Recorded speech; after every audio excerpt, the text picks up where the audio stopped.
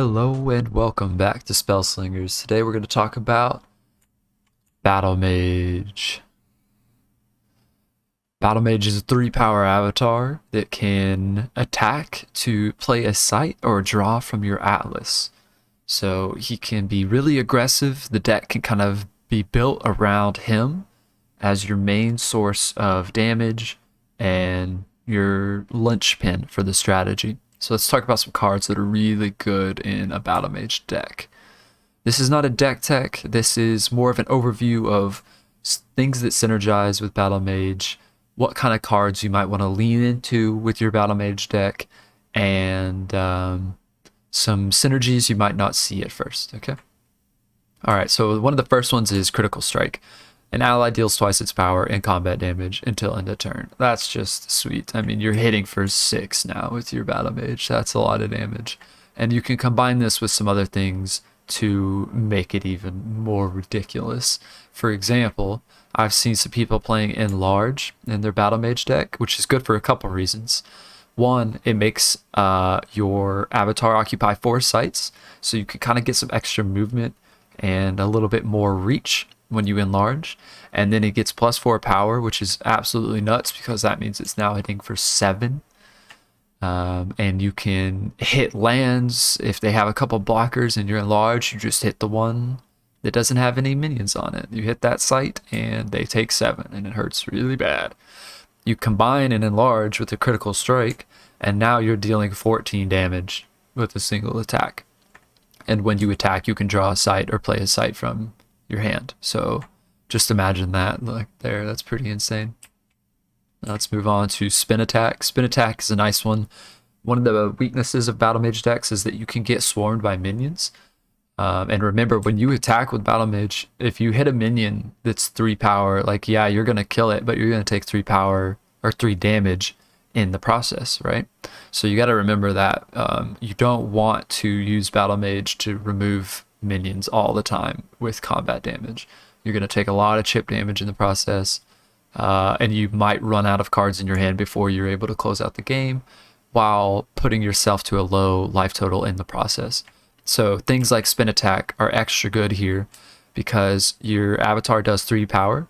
So Spin Attack will deal 3 damage in a circle around it. So you could clear out some small minions, some chump blockers, and potentially even get some damage in on the enemy avatar in the process. So that's really solid. Another way to deal with board flood of minions is something like a Blizzard. Blizzard can keep players' minions from untapPing, so only 1 minion can untap on the affected sites during the untap step. So if they're playing a bunch and they're being aggressive and getting chip damage in on your lands, you drop Blizzard. Now they only untap the biggest one, probably, each turn. So you've slowed that damage down a little bit, and that could kind of help you get into the point in the game where you are, closing it out with combat damage. Blizzard is something you all might want to try. If it feels like it's not fast enough, then I would recommend cutting it. The Battlemage deck wants to be fast, and it might just be better to have something that does more damage than to play the Blizzard. So this will be something worth testing for a while. Next, we're going to talk about Psionic Blast. Psionic Blast is really good because you are going to be rushing down the enemy avatar. So if they are pillow forting with a bunch of minions, then you get in, you attack the avatar, or you attack a minion or a site or whatever, and then you Psionic Blast. So you deal 3 around your spellcaster, being Battlemage. You potentially kill some small minions in the process. You get 3 chip damage on the enemy avatar in the process, and you push stuff away, so they're going to have to take a turn to move back toward you. So that can kind of give you some utility as well as damage in the process, so it could be pretty good here. Blaze is another one that I think most Battlemage decks should definitely run. Getting the extra movement is really good. It lets you chase them down. So once you've kind of connected the bridge with the sites and you've got enough lands that you're ready to move forward and start being aggressive, Blaze is one of the best ways to do it. Lets you cross the whole board, lets you deal splash damage along the way in case they have put some minions in between you and themselves.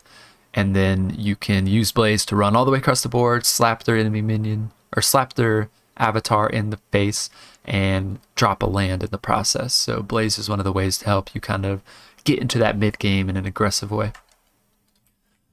Frost Nova is really good as well. I think I might like it more than Psionic Blast here because it's effectively the same thing, but it freezes minions damaged by it until the start of your next turn.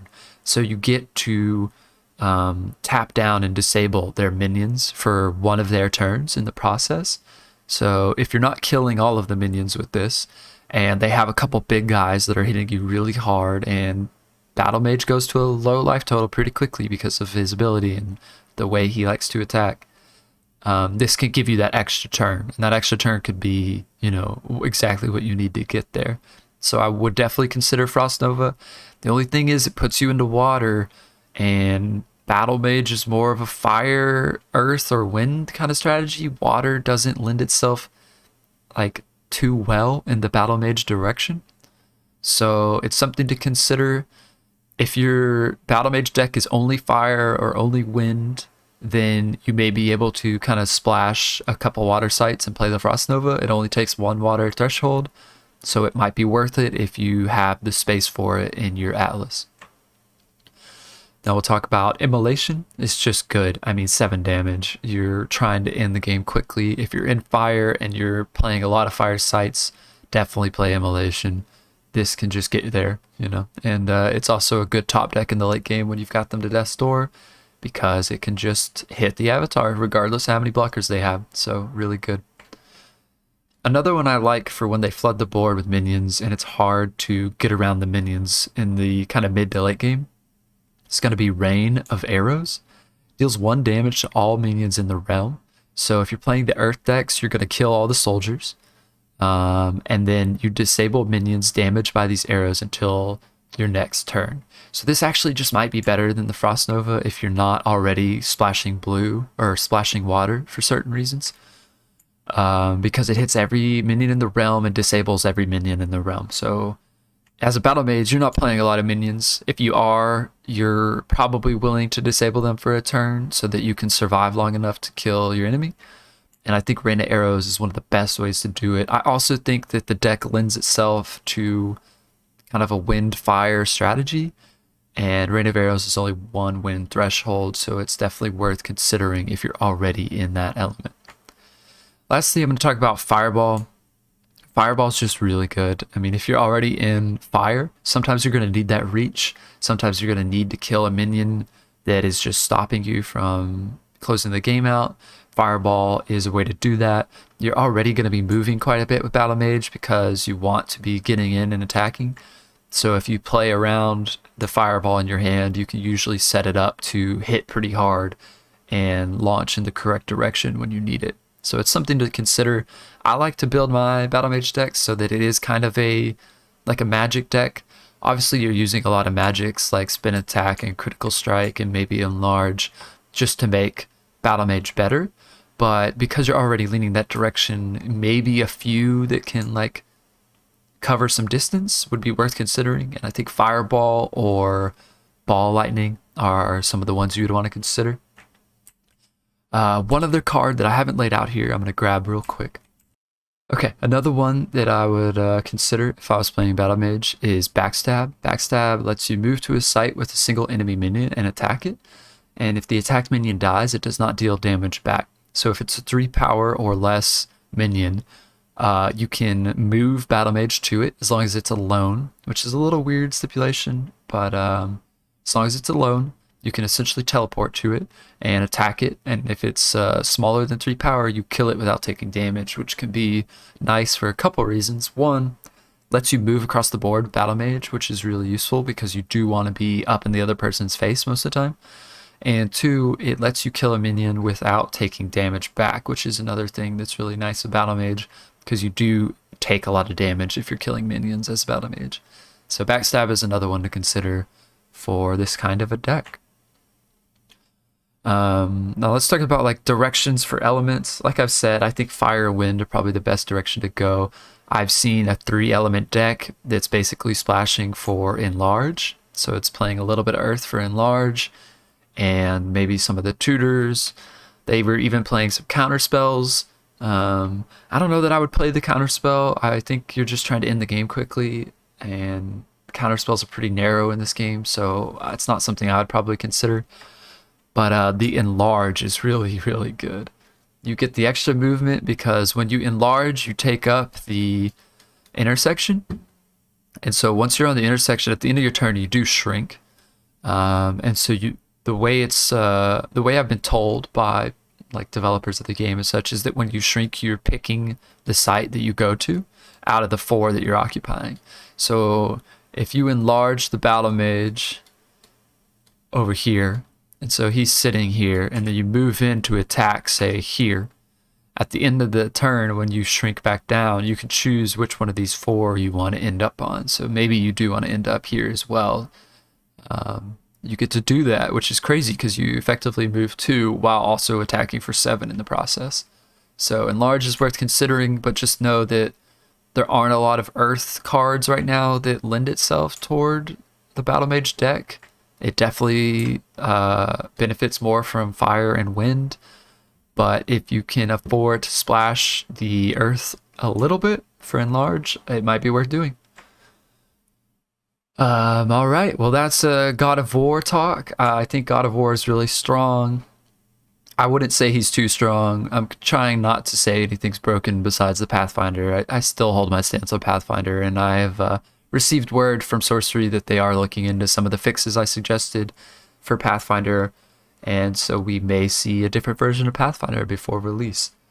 I think after Pathfinder, Battlemage might be one of the strongest, but he's got more weaknesses. His weakness is more apparent. When you play a lot of minions, Battlemage could struggle. He's probably not playing a ton of kill spells, so he's got to try and just beat you before your minions can beat him. There's a million ways to build the Battlemage deck, though, so I recommend trying your own brews.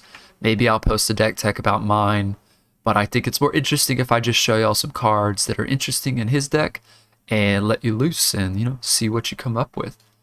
If you make a cool Battlemage brew, feel free to hit me up in the Sorcery Discord. I am Jackson with a U instead of an O. I'm one of the content creators, so you can find me on the sidebar that way as well.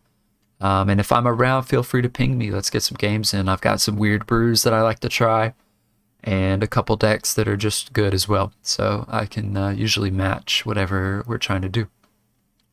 One thing I will say before I close, if you're playing Enchantress like I am, because I love Enchantress, right now with the card pool we have, she just folds to Battlemage. I mean, there might be a way to make it work, but the best enchantments or the best auras right now only affect minions. Stuff like Blizzard, stuff like Mesmerism, they only affect minions, and Battlemage plays almost no minions. So if you are sitting across from a Battlemage, probably don't pull out the Enchantress deck if you've imported it just like me. Also, if you're looking at how to import Battlemage, you can ask in the Tabletop Simulator channel of Discord. These pictures are posted in there by me and maybe some other people. It's pretty easy to import the custom card. You go to Objects, Components, Cards, Custom Card, just drag it here. It lets you go into your files and select files. Once you're in here, you can easily pick one of these. Make sure it goes to the cloud, give it the name, pick the back. And once you've done that, you just click import. It comes in. Now you have Battlemage. So that's pretty easy. All right, guys, that's it for today. That is the God of War. Get it into tabletop, try it out, and let me know how it goes. I'll catch you guys next time. Keep on spell slinging.